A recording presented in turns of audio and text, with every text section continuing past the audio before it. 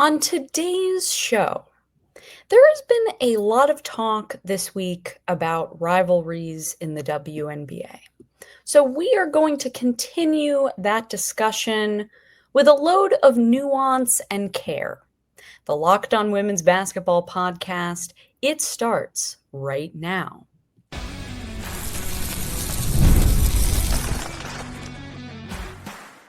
You are Locked On Women's Basketball, your daily podcast on women's basketball. Part of the Locked On Podcast Network, your team every day.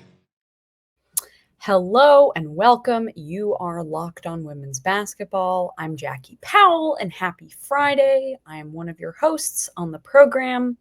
I cover the New York Liberty at The Next, and I've covered women's basketball and its culture nationally and many other places. Check out all of the excellent women's basketball reporting and writing we are doing at thenexthoops.com, and please consider subscribing to make sure that the journalists that work so hard to cover this sport are paid for their valuable work. Today's episode is brought to you by FanDuel. Right now, new customers can get $200 and bonus bets when your first $5 bet wins. And joining me today is friend of the show, Cassandra Negley of Yahoo Sports. Cassandra, how has your week been going amid a lot of discourse this week about Caitlin Clark, Angel Reese, and just rivalries in the W? I wrote about it on Saturday when I was in Indianapolis. And you know what? Since then, I've just enjoyed some good basketball and other WNBA storylines. I love that for you. So in segment one, we're going to talk a little bit about the Sky and the Fever. We're going to ask the question, are they a rivalry? And this is a question that you answered in a story, which I will link to the show notes. In segment two, we're going to discuss what a healthy rivalry looks like. I asked Breanna Stewart that question at Yankee Stadium earlier this week. You will hear what she had to say.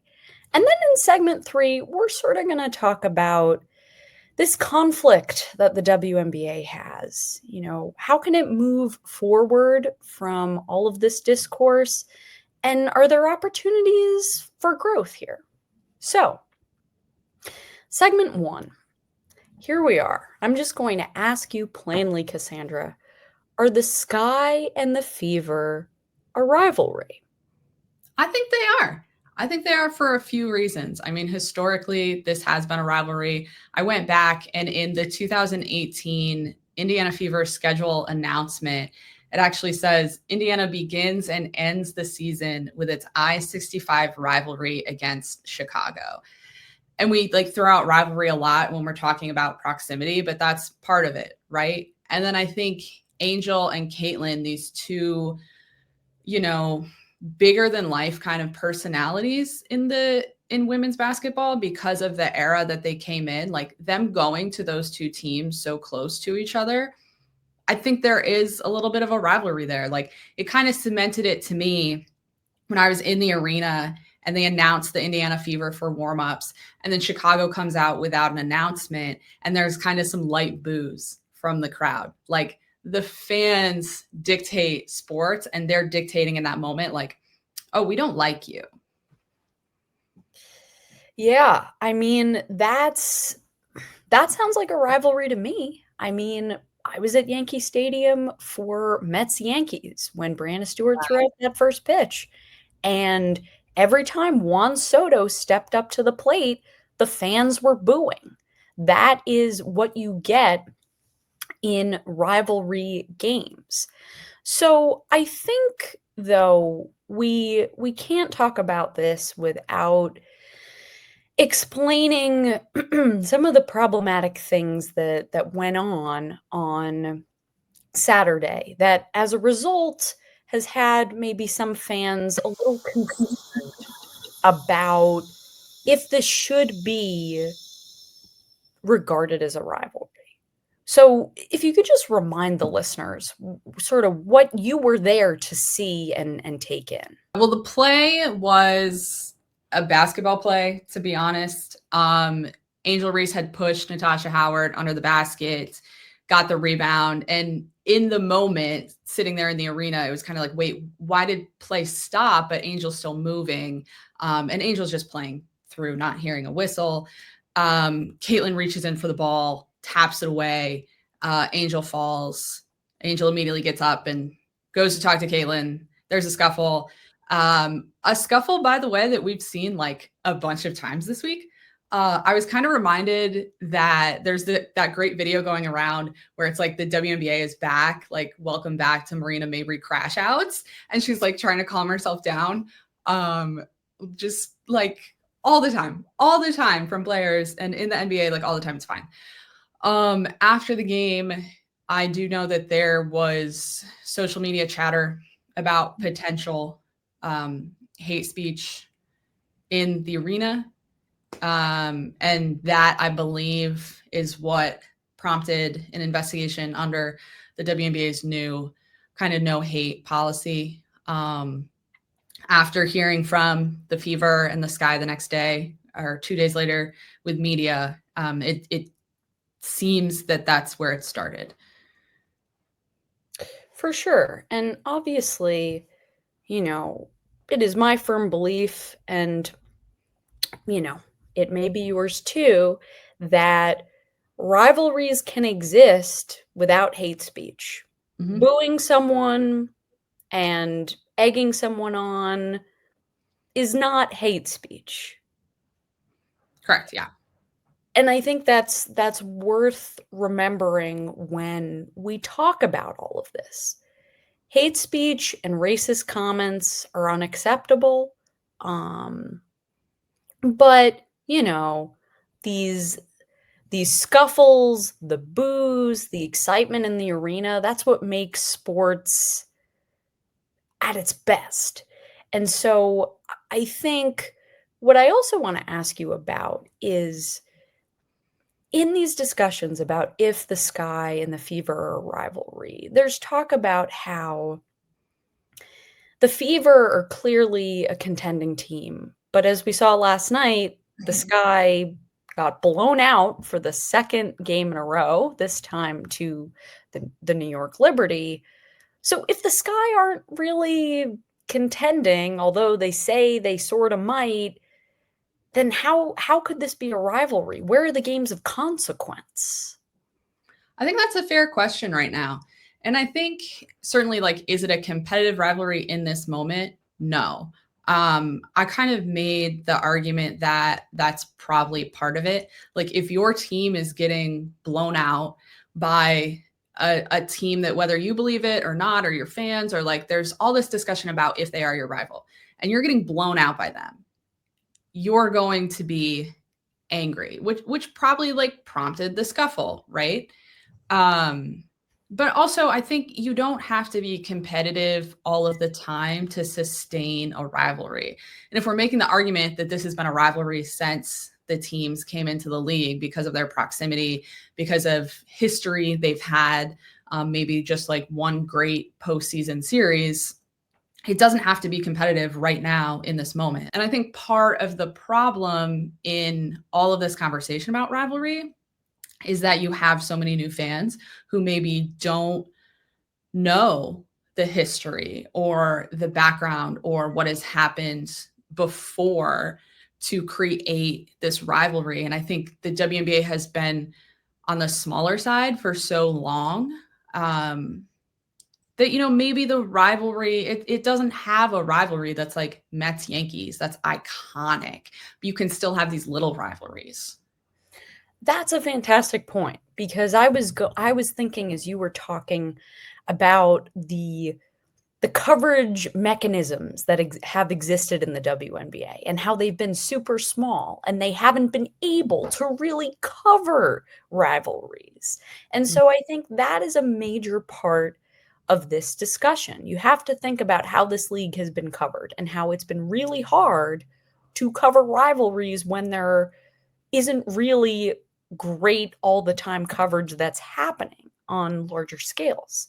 Yeah, just think about like when you Like I did a little research this week into rivalries. And when you think about trying to go back into the archives of like, 10 years ago, a story from a big national outlet, here are the 20 best rivalries in sports. There is no WNBA team on there, and that's just been a common thing. And when you have, if we're talking like the start of the WNBA, even when you have beat reporters who aren't going to all of these games, developing stories over 25 years, like we've only really just started to develop stories. So I think it's easy to just be like, oh, this isn't a rivalry because I don't know anything about it. A huge point. I will say, though, that I think the rivalry that came before the moment we're in now was Sparks versus Lynx. Mm-hmm. And it's sort of sad that, the Sparks are really at a different place. I know when Cheryl Reeve always plays the Sparks, she definitely feels a certain feeling. But, once those players left, the rivalry sort of Faded, maybe. faded. That's a great word. And so, but when that rivalry was at its peak, I mean, I remember seeing stories online about how that rivalry really helped get the TV coverage moving at ESPN. Without that rivalry, we might not be where we are, where there are pregame shows and WNBA Countdown and this huge media rights deal. I mean, if there wasn't Sparks and Lynx, I don't think we'd be where we are. So coming up, we are going to get into what makes a healthy rivalry. But first, I want to talk to you all about our good friends at FanDuel. They are the sponsors for this show. So, the NBA playoffs are in full swing, and every night delivers highlight-worthy performances, major momentum shifts, and can't-miss moments. Whether it's a game-winning shot or a breakout player, there's never been a better time to get in on the action. FanDuel makes it easy to stay in the game before tip-off and live. With player props, performance trends, and same-game parlays, fans have more ways than ever to play smart and win big. Well, newly crowned MVP Shea Gilgeous-Alexander take the Thunder to the finals. The Thunder right now have the best championship odds on FanDuel.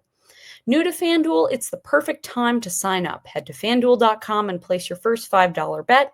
If it wins, you'll get $200 in bonus bets. Make every moment more with FanDuel, official sports betting partner of the NBA. Thank you very much, FanDuel. And I am back with Cassandra Negley of Yahoo Sports.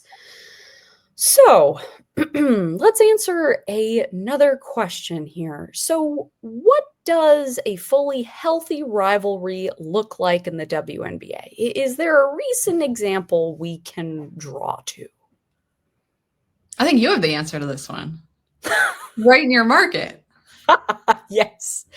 The other marquee game that went on Saturday was the New York Liberty against the Las Vegas Aces, which there were scuffles of its own that happened that were less talked about, but they happened. Give us all the scuffles.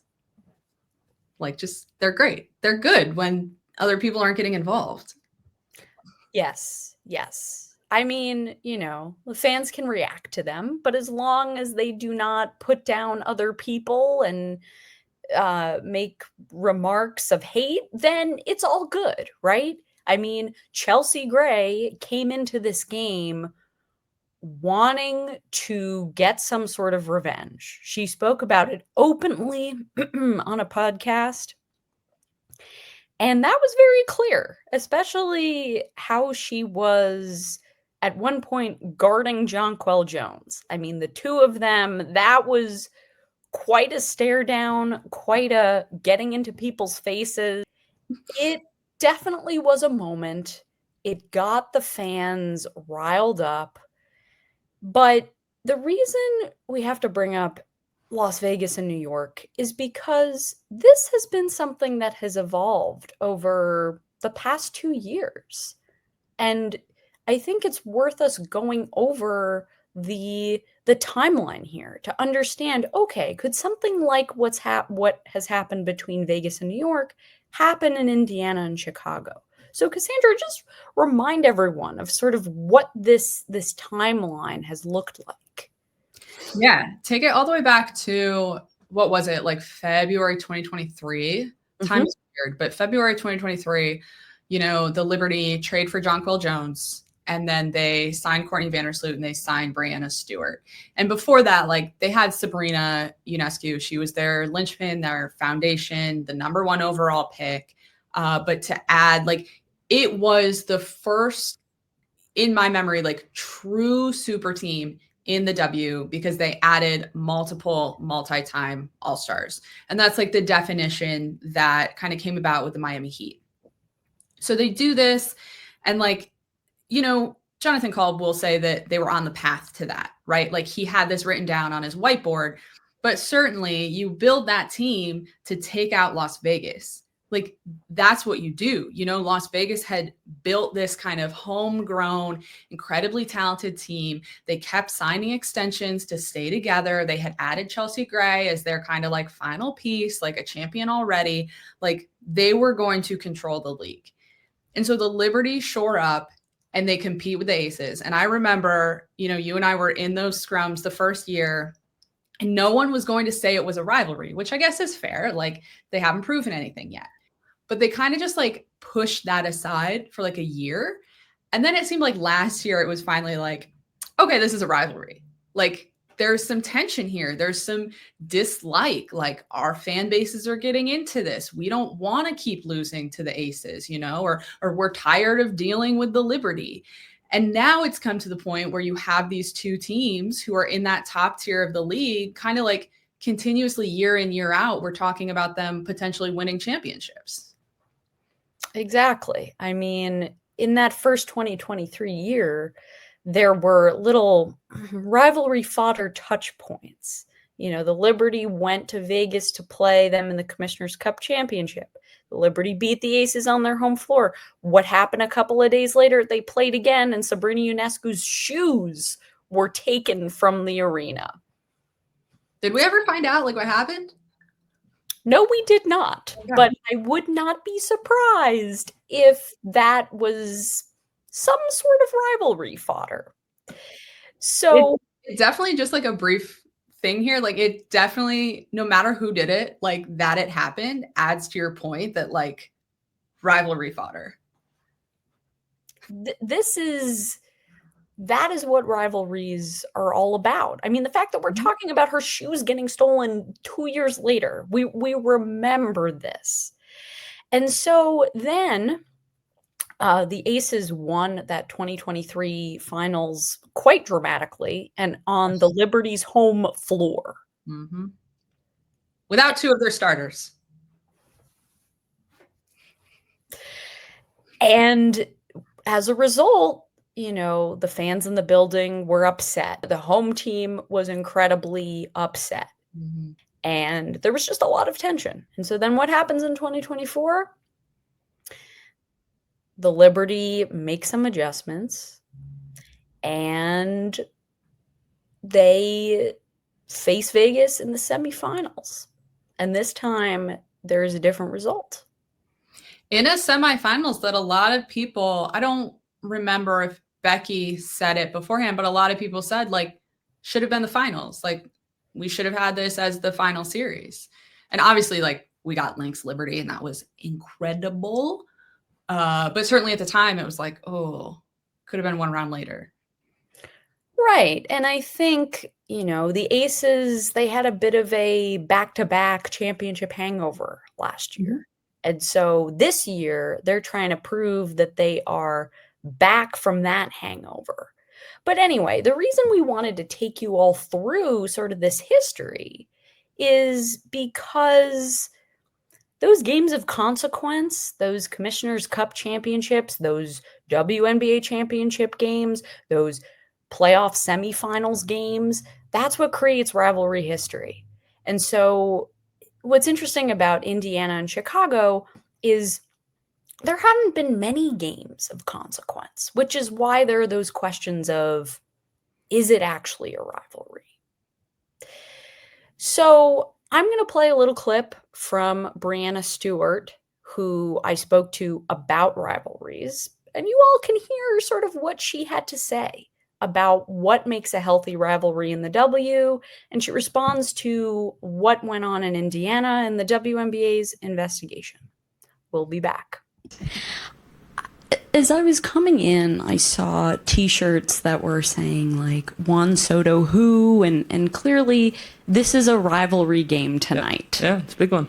And you just came from playing in a rivalry game against Vegas. So I guess I'm just curious, when you think about fan culture here when it comes to rivalries, and fan culture in the W when it comes to rivalries, what do you think a healthy rivalry should look like in the W? Well, I think a healthy rivalry is similar to what you saw last night. You know, our fans are booing Vegas, and when we go to Vegas, we're going to get booed. And similar situation to what you're going to see here today. I saw yesterday when the fans were turning their backs on Soto, and that's the luxury of the sport. That's what sports is all about, is having passionate fans behind you, like we do at Liberty games, like they do here for the Yankees. I just wanted to follow up, if I could. You know, in talking about rivalry, there was obviously something that happened at Indiana yesterday. I don't know if you heard about that, and that the league is investigating potentially some hate speech. I just wanted to know, you know, amid all the rivalry talk, how you react to that. Yeah, I mean, I think, honestly, I don't know all the details. I know where the situation stemmed and sparked from, but there comes a line. And, you know, as athletes and also as fans, we have to make sure we continue to respect the space of one another so we can all be our best together. So that was Breanna Stewart. So, Cassandra, what are your thoughts in reaction to what Stewie had to say about rivalry and healthy rivalries, and even, you know, Vegas Liberty? Yeah, I loved what she said and how she talked about it, because I think sometimes there's a muddying of the waters with all of this. We equate things that aren't the same. And so, for example, like that booing that she was talking about, like that's just part of a rivalry, right? That's kind of like a jest. And I know a lot of players, not just in the W, like any sport, will say, when I hear booing, or like I come out, you know, for my at bat and I hear, you know, like funny kind of like quips at you, like this happens in hockey a lot. It's a badge of honor. Like I'm that talented of a player that I'm eliciting that reaction from a crowd. And now obviously, as she kind of talked about, like there's a line that I think a minority is crossing and making it into, you know, it's serious. Yeah. But I don't want the minority to control the conversation. And that kind of healthy, you know, that healthy rivalry is good. It's good for everyone involved. Like eyeballs are going to come to the game. People are going to get excited about it. Viewership goes up. That means salaries go up, like media deals go up. All of this, these are all good things, and there's healthy ways to go about it. And like to even throw in one more example that I used in my story, when Caitlin was asked about rivalries, you know, she kind of punted on if Indiana, Chicago was a rivalry, which is fine. But then she talked about her grandfather was a high school coach in Iowa, in the biggest classification in the state. And in a place like Iowa, I covered preps in Georgia, like that's a huge deal. And that's really serious for your entire community. And so when her and her family would pass Valley High School, which was their rival, she would hold her breath. It's like those kind of funny little things that make all the best rivalries that we all know of from our childhood to, you know, sitting in a ballpark. Absolutely. Absolutely. So we're going to take a little bit of a break, but coming up, we're going to talk about that point that you referenced in not letting the minority take the spotlight when it comes to rivalries and making sure that they're healthy. But we will be right back. Stay with us.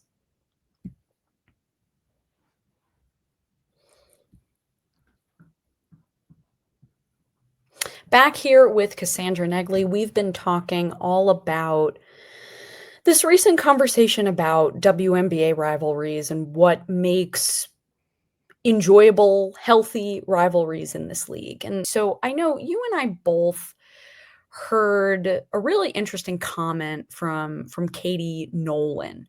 You know, I wonder if you could paraphrase sort of what you heard just to alert the fans to the really good point she had to say. I will attach what Katie Nolan said in the show notes. Yeah, she kind of made the point that for so long, and we've all experienced this, there were these trolls or like these haters of the WNBA. And every time you wrote a story, every time you posted about the W, like they were in your mentions saying, no one cares. Like, you know, why are you writing about this? Like waste of space, you know, even like watching TV shows, it's not funny, but like you watch these TV shows even from like 2016, 2017, and there's a WNBA joke, like at the WNBA's expense that people, it's put there because, you know, people are going to laugh at it. But her point was, we're not there anymore.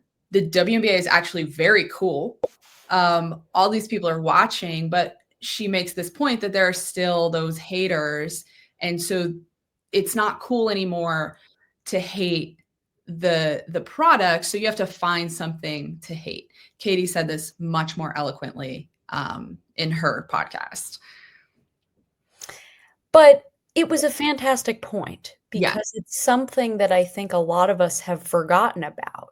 That, okay, well, where did those people go? Okay, well, they're still sort of stirring up trouble here. Mm-hmm. And, you know, a lot of them have found either Caitlin or Angel as someone to latch onto and, you know, take the side of. So I guess, Cassandra, what do you think that us as media members and maybe even the league can really do to make sure that these rivalries grow, but don't grow at the expense of people's safety? You know, you started this conversation by saying we were going to get into the nuance because it's that kind of conversation. And so I think, like, I don't know, because it's so complicated and it's not an easy answer. And I think even when the WNBA has been asked about hate speech in the past, like Kathy Engelbert has been asked about this at, I think, every press conference for the past year. It's hard. It's hard for any, you know, league to handle something that is really like a national problem. I think the one thing that I would love to see from a media perspective, from a fan perspective, is like really thinking about what you're reading or watching or viewing. It's this weird game of modern telephone where someone is saying that as fact. And that's just not the case. And, you know, kind of like we were just talking about, like the minority running the conversation. I think in general, like in life, not even just sports, but like we are letting this minority kind of balloon into the talking point. And so I think that the last point I want to make before we sign off is I think there is a bit of a cognitive dissonance when it comes to the reputation that the WNBA has. It is known to be a league that really models morals for, you know, younger people of all genders and even people of all ages. And so there's some sort of, you know, moral high ground that exists when talking about the league. And I think that even fed into some of this conversation about, oh no, Sky Fever, it cannot be a rivalry. So I guess, Cassandra, you know, to close, I'm just curious, how you think we can live in the gray here with how the W can still make some change in society, and it can still, be a bit of a moral beacon, but at the same time, it can be a sport in the sports world. Yeah, it's a very good question. I think two things are true at once. And it's kind of like how everyone should think of their lives. Like, these players are first and foremost basketball players, right? Like, the league is first and foremost a business, a sport. And so when you're watching the game, that is the basketball. And that's what it should be, right? Like, the basketball, like, let's talk about the rivalries, or the beef that players have had in the past, and who's going to win and who's going to lose, and if they're shooting enough threes or not enough threes, or they don't have a paint presence, whatever. The secondary part is kind of that, morality that you talked about, or we've seen a lot of players be very active in social justice causes, and all of that is amazing if they want to do that, and they clearly want that to be part of the league, and kudos to them for that. A lot of people were introduced to the WNBA in, what was it, like 2020, when they, ousted the dream owner. So all of that is incredible, but this is a basketball league. At the end of the day, they are competitors battling for championships, and there's other competitors standing in their way. And that's the same for any sport. And that's what we love about it. Exactly. Well, thank you all for making Locked On Women's Basketball your first listen today. For your second listen, check out the Locked On NBA Big Board Show. NBA draft expert Rafael Barlow reacts to every workout, interview, and rumor leading up to the NBA draft. Find Locked On NBA Big Board on YouTube or wherever you listen to your podcasts. I want to give a huge thank you and shout out to Cassandra for hopping on the show. Cassandra, if you could just remind people where you can find your work, and I will be attaching all of this in the show notes. Yeah, I write for Yahoo Sports. We have a women's hub for all of your women's sports needs. It's right on our homepage. This has been Jackie Powell and Cassandra Negley. And we are signing off. Have a great weekend and enjoy more WNBA basketball.